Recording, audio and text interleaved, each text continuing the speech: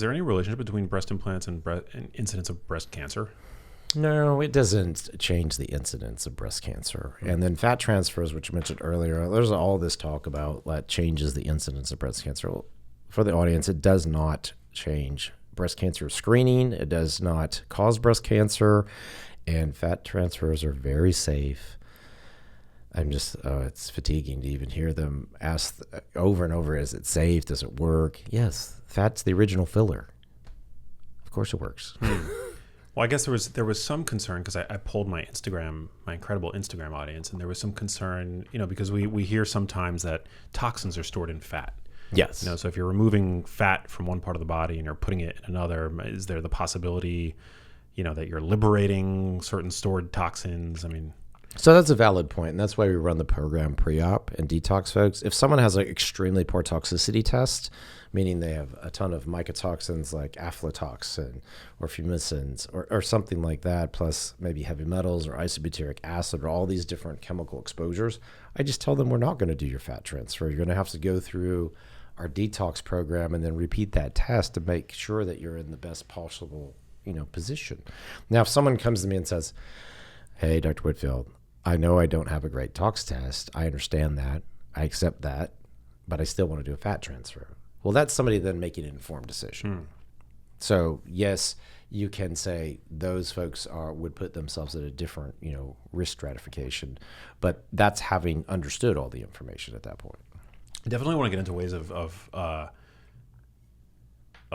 supporting the body's detox pathways. I think that's a really important conversation to have. But for women that are, many women get breast implants and they enjoy them, their partners enjoy them.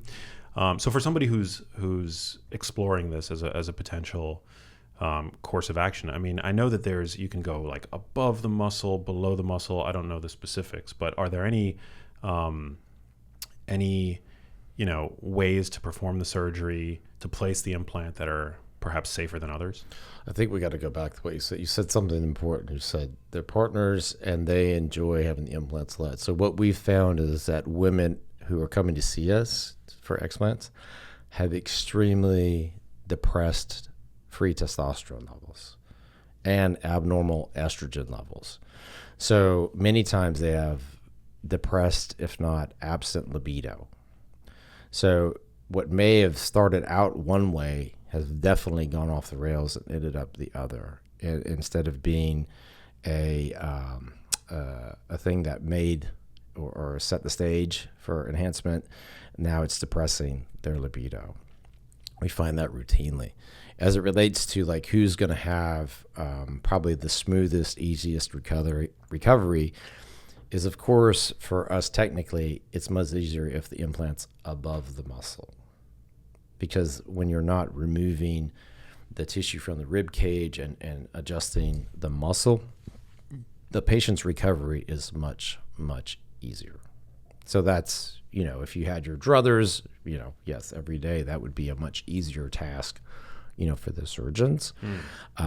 People don't do that technically all the time, or in this country, it's probably a very small percentage because the implant size would become more and more noticeable because it's above the muscle. It wouldn't be as hidden. So that's one potential downside. Yeah. Interesting. Are there any other downsides of going above the muscle? People would say you'll get a higher rate potentially of capsular contracture, but it goes back to what we were discussing earlier when you said, oh, it's interesting, the microbiome of the breast.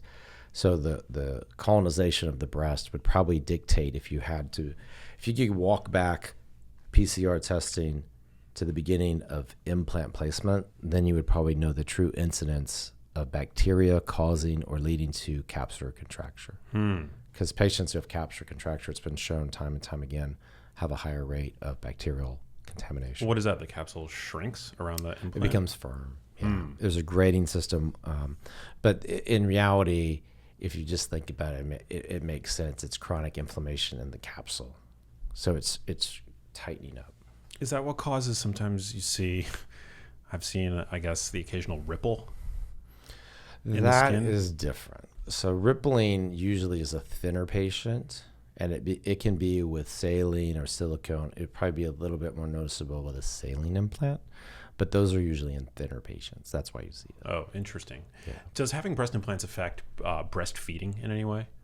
It hasn't been shown to do that. I get concerned. We just had a patient recently who kept having mastitis with breastfeeding and had a breast implant. And so I immediately start worrying about what we discussed earlier about just the bacterial colonization of the breast and how is that affecting the underlying, is that affecting the underlying breast implant? And no one has that answer.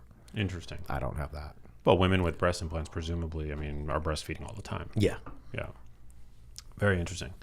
What about mammograms? Does having implants affect that? No, it's more about where you go. So in those tertiary centers where we did a lot of breast cancer reconstruction, they were more specialty type imaging because they would still have to get imaged because many patients were required still to get mammography, even if they had mastectomies, depending on the provider's preferences.